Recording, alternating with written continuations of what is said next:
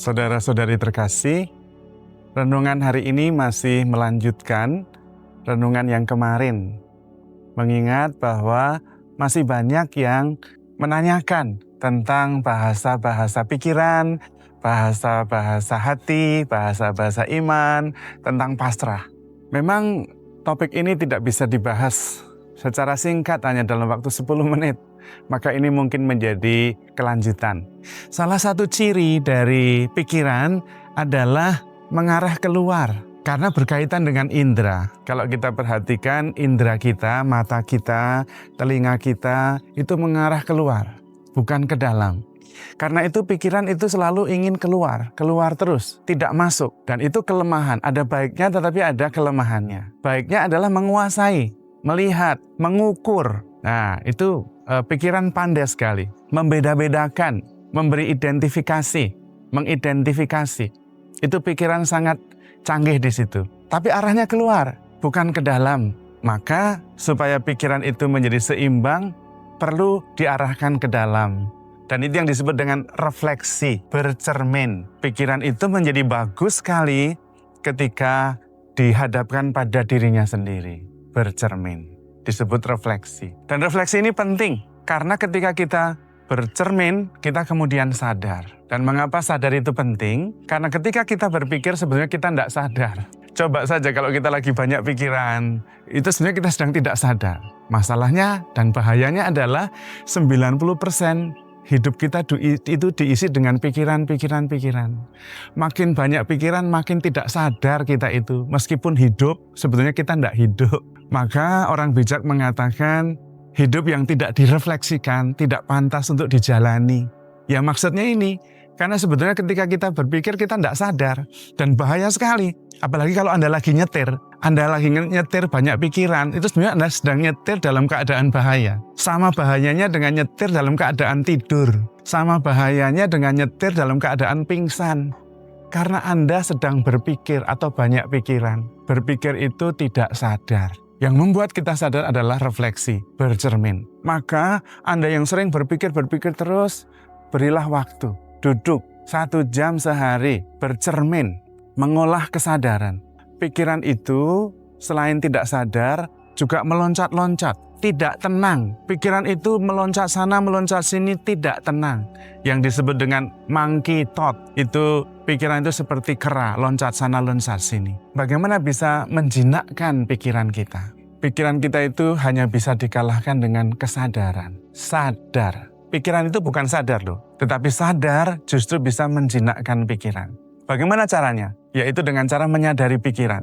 Pikiran saya sedang mikir itu. Amati saja, sadari saja. Nanti kan dia loncat lagi, mikir itu, sadari saja, amati saja. Lama-lama pikiran itu hilang sendiri, berhenti sendiri. Kalau dijadikan pusat perhatian, dijadikan pusat kesadaran.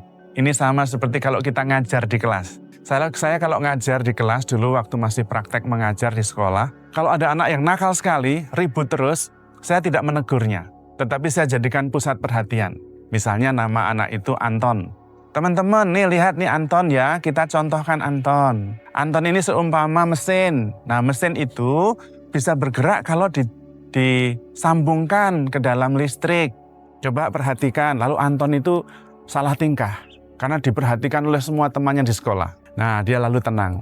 Lalu saya tinggal pergi. Kalau dia ribut lagi, saya akan datang lagi. Teman-teman, bilangan matematika 2 tambah 2, ini seperti Anton ini nih. Anton ini anggap saja bilangan 2. Oh terus seperti itu, lama-lama Antonnya jadi tenang. Sama dengan pikiran kita. Pikiran hanya bisa dikalahkan dengan kesadaran.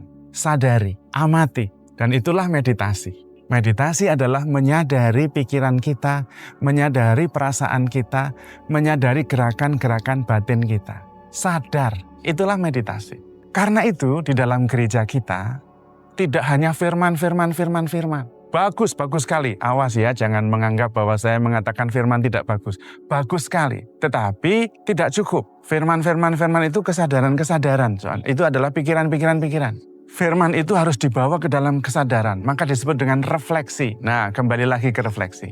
Maka di dalam gereja kita itu ada yang bukan hanya meditasi, bukan hanya firman, tapi juga ada adorasi.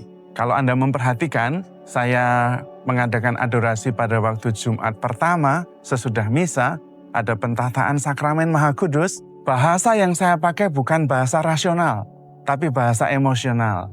Marilah kita menyembah Tuhan. Marilah kita mencintai Tuhan dalam sakramen Maha Kudus.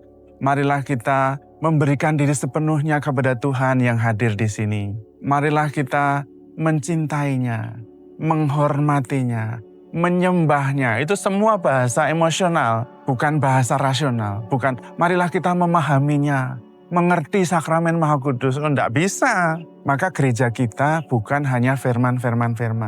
Karena itu lebih di sini. Tetapi juga adoration, penyembahan, komunio, persatuan, sakramen. Bahasanya adalah semua dipakai. Firman iya, bahasa rasional iya, bahasa emosional, bahasa cinta iya. Supaya bahasa rasional itu menjadi reflektif. Karena pikiran itu mengarah keluar, bukan ke dalam. Tetapi hati itu dari dalam, dia bisa mengerti semuanya.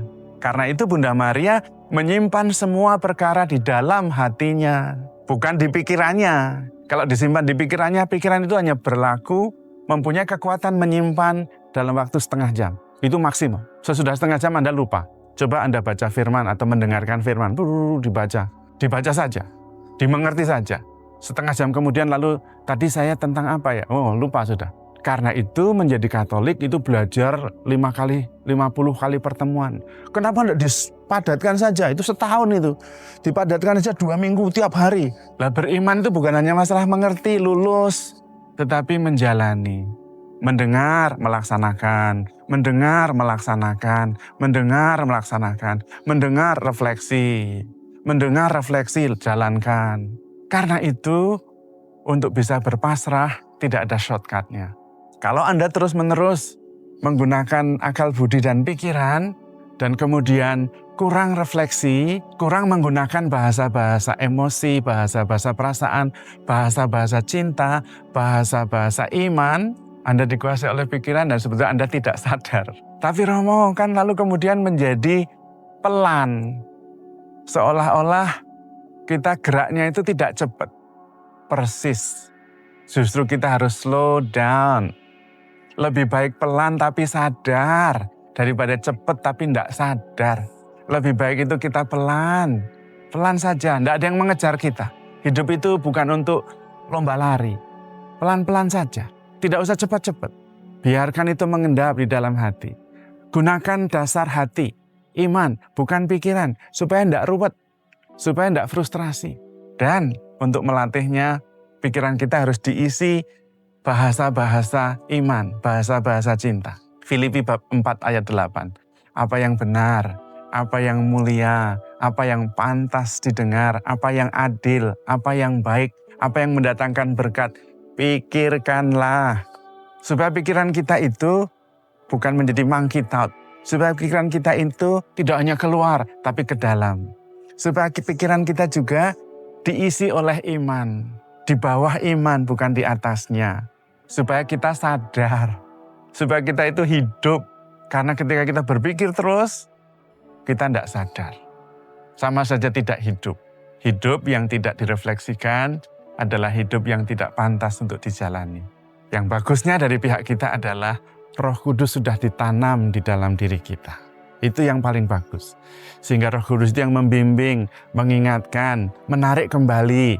Supaya kita tidak terlalu berpikir muyek dan malah kemudian frustrasi. Cobalah mengurangi pikiran atau memikirkan hal-hal yang di atas, bukan yang di bumi. Dan cobalah untuk lebih pelan, slow down, dan perhatikan ke dalam diri. Karena itu adalah refleksi.